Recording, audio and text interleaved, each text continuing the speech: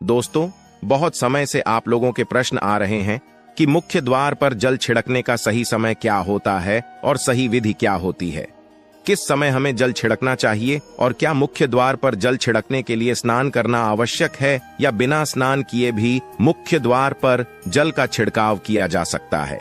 झाड़ू लगाने से पहले या फिर झाड़ू लगाने के बाद जल छिड़कना चाहिए। और एक और प्रश्न आया है कि क्या पीरियड्स में हम अपने घर के मुख्य द्वार पर जल का छिड़काव कर सकते हैं या मुख्य द्वार पर दीपदान कर सकते हैं।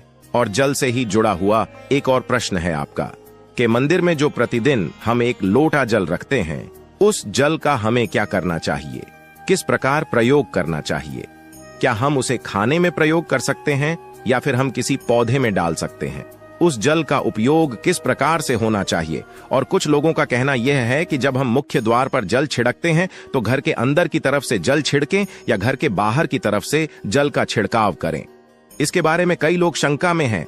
आज यह शंका भी दूर हो जाएगी और मुख्य द्वार पर जल छिड़कने से संबंधित आपका अगला प्रश्न है कि कई ऐसे लोग हैं जो कि फ्लैट में रहते हैं, कुछ ऐसे लोग हैं जो कि किराए के मकान में रहते हैं, एक ही कमरे में रहते हैं, तो उन्हें अपने घर पर मुख्य द्वार पर दीपदान किस प्रकार से करना चाहिए, जल कहां छिड़कना चाहिए, मतलब वह इस